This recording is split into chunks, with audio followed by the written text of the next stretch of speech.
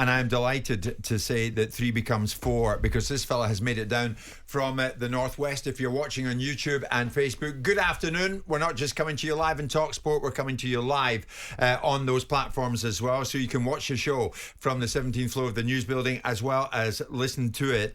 Jack Catterall has just strolled into the studio after easing to a unanimous points win over Jorge Linares in Liverpool just over a week ago. Jack, you're always welcome. How are you, sir?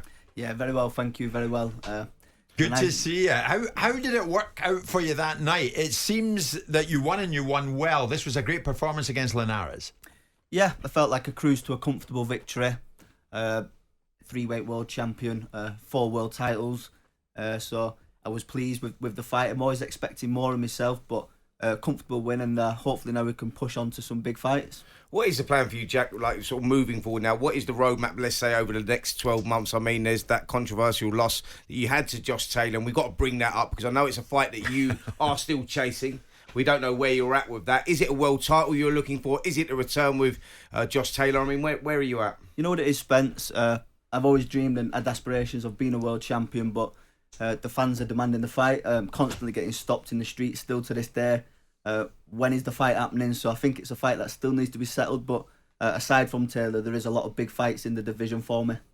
I mean, Simon, you was quite strong that you felt that Jack Catterall won that fight and won it quite comfortably, and we wanted to see the rematch, didn't we? Of course, Jack won the fight. I think most people besides Josh recognise that, and I think probably in the deep, dark recesses of his mind, Josh recognises it, and that's why he gets so irritated and irritable whenever the conversation comes up, and that's why he's got the needle with me, because I pushed him into a corner last time round saying, you're going to fight this kid again, right? You're not going to duck him, you're going to fight him this time. I know ducking is the word that you mustn't use in certain spaces and places, but notwithstanding that, I think that Josh Taylor going into that fight, and I thought rightly so to some extent, because of Jack's standing in the fight, in the fight world at that particular time, was very disdainful and contemptuous, and I saw the gloves were off and I saw the attitude, and it was one of basically, you're there to make up the numbers, and it was a very, very, very different fight, and it was a fight that, you know, I watched it on television because I was in Marbella at the time, but I wish I'd been at, because you felt strongly about it. Lots of people felt strongly about it. I think the only people that didn't feel strongly about it were Top Rank and some of their three fighters, judges, or two judges, and of course the 3 judges, and 2 of the judges. You still feel you won that fight fair and square, Jack? Yeah, I think, well, definitely I believe I won the fight, and I think everyone in the planet, apart from Josh, like we said, the judges are maybe Top Rank, but yeah, I believe I won the fight. I mean, fed up talking about it? Yeah, it comes with the territory. Naturally, people are going to speak about it still, and it seems still relevant to this day. Every interview, every fight night, people are bringing it up. So I think you know where Josh Taylor's at is like what he achieved, and it sort of went unrecognised. Really, becoming undisputed lightweight champion, doing it on the road in the other guy's backyard, and his legacy's an incredible one, and he's going to be remembered for the fight that he had with Jack Catterall, and so I think that he needs to go over that ground again. He needs to give Jack the opportunity, because I think it will tarnish his legacy, and he'll be, some of those big fights and big wins that he's had. Do you think it's more likely, given the fact that he's now lost to Teofimo Lopez, do you think it's more likely? Because everybody thought, I mean, obviously one of the things that Jack would have lost out on was the ability to have all the belts. Yeah. That's gone. That's never coming back again, right? And that's a once-in-a-lifetime opportunity, and that's the circumstances that we find ourselves in. And the reasons why I was very disappointed with Josh Taylor is because of the controversy. And he can say, that one's done, I'll move on. But Carl Froch didn't when the George Groves. I know that it got elevated, and I got elevated up to a 90,000 or 80,000, whatever Carl tells us it is, 80,000 stadium at Wembley. But that one got sorted out. And we always knew that there was an element of Josh struggling at the weight and wanting to go up a weight class. But I do think, in the pursuit of fairness and equity, which very rarely happens in sport, that this is one that has to be ticked off. I agree. I don't know if it goes the same way, Jack, honestly, because this time around he'd be a bit better prepared for you. But notwithstanding that, I still think it's a question that needs to be answered. Well, I think you've got to look properly. I think you've got to look at recent performances, and he hasn't looked particularly good since that fight, if I'm totally honest. Well, it's one fight, isn't it? Yeah, I'm saying he moved up to 147, didn't look particularly good. I know that he said that he was struggling at 140. I think you agreed, didn't you, to do a catch weight, maybe 143, That's what I thought, 143, 144 or something like that. The last fight with Lopez again at 140. He talked about moving up in the aftermath of our fight. Yeah. That didn't happen. 18 months later, he's still at 140. Yeah. But I believe the move up in weight at a catch weight will benefit me just as much as it'll benefit Josh. And I do believe next time round it's going to be a big problem for him. And deep down, Jack, you still feel that you won that fight on the night? I won that fight, no questions asked. Yeah.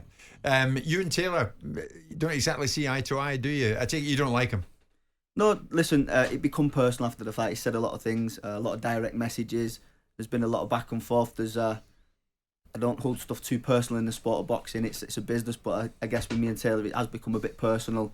But aside from him, there is a lot of good fights to be made. Listen, yeah, there is there are. So if it's not Taylor, who would you, in an ideal world, who would you want to go in with next? So you've got Teofimo Lopez. I know he's asking for 10 million for the fight, which is ridiculous. But you've got Ryan Garcia, the winner of Devin Haney, Regis Prograis. There's a bucket full of names. There's some big names out there. Terence Crawford's floating around there as well. Another name. Do you feel you fit? Listen, that's where you're aiming, though. Are Isn't you it? comfortable in that fights. company, Jack? Yeah, of course. I think I proved I belonged in that company, and I'm eager to get back to these big fights and prove not only to myself but to the rest of the people these are the fights that I want to be and should be involved in. Yeah. In your division, Jack, it seems to me the Americans have got hold on that division. Why is that?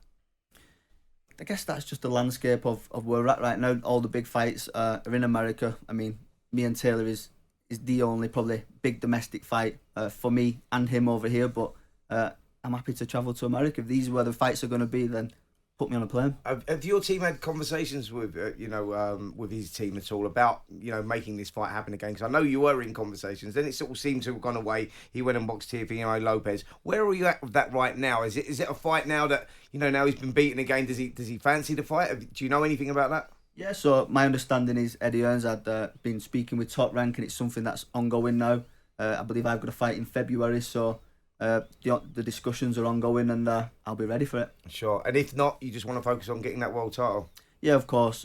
We got knocked back for all the world titles, like Simon said. That opportunity's gone, but I'm 30 now. I feel good. I've not many miles on the clock, so I believe that the best fights are ahead of me, and I'm confident I can get a world title. Yeah, I know, Simon. You're someone you've spoken to me about Jack before, and you rate this fella. You rate him highly. Yeah, I mean, I think you have to rate him off the back of the Taylor performance, because I didn't rate him as highly going into the fight, and I did think that Josh would deal with him, and he didn't. And so we were wrong. I was wrong. I think you thought that Josh Taylor would beat Jack. I think 99% of the boxing world did. Yeah, and you have to look at that, and you have to stand back from it and say, okay, I do think he should have beaten. I do think where you are now, you should beat a 38-year-old Jorge Linares. And I think we discussed it, that we felt that maybe you could have got him out of there, and that was not necessarily a blot on the fight, because on paper it looks like a good win. But this is a guy that's coming off the back of 3 or 4 losses coming into this fight, so it's one that you should win. And I'm very interested to see if Taylor doesn't happen, because there's a distinct possibility it's not going to happen, because Josh is wherever he is, right? And whether he wants to take this fight or not is a different matter. But you've got to plough your own trough, haven't you? You've got to create your own direction. So if the Taylor fight doesn't happen, how do you see yourself? Now, this is a busy division. This is a division littered with big names and challenges and questions that are going to be asked of you, because you're going up levels now, not just in terms of ability to get the economics right, but fighters and who they fought. So how would you like to go about it? If Taylor gets parked and that scab never gets picked, right? What happens next? Yeah, so I'm not calling Josh a scab, by the way. I was going to say, Jack, wasn't that You know what I mean. You know what I mean. What an image. I'm glad you corrected that. You know what I mean. Yeah. Go on, Jack. Yeah, so for me, I'm ranked in all the governing bodies in the top 10, currently holding the WBA international title. So it's about what fight puts me in that number 1 spot to challenge for a world title. If there's an opportunity to fight for... So what's Eddie saying? Because, Eddie signed you. What's he saying about it? Yeah, because ultimately Ben was looking, slightly dismayed about that situation. Yes, so we're on fight number 3 now with Eddie, and I'm on the promise that it can deliver me a big fight, whether that's a world title fight, a rematch with Taylor. So I am confident they will deliver. I mean, they're pound for pound stars in your weight division. All the guys are sort of like they're pound for pound stars, aren't they? But Eddie, I know, has got his hand in with a lot of those, Devin Haney, etc. So it is possible that he can make those fights. But like you say, you're going in with not just like regular world champions, but pound for pound stars, aren't you? Yeah, of course. We've got Haney Regis December the 9th. Yeah, that'll be a fight I'll be keeping a close eye on. We almost had a deal done with Regis earlier on this year and the back end of last year. For whatever reason, we couldn't get that over the line. But that's a fight that I love as well. I've been to a couple of his fights, and again, I want that opportunity to prove that I can mix it and I can beat these guys.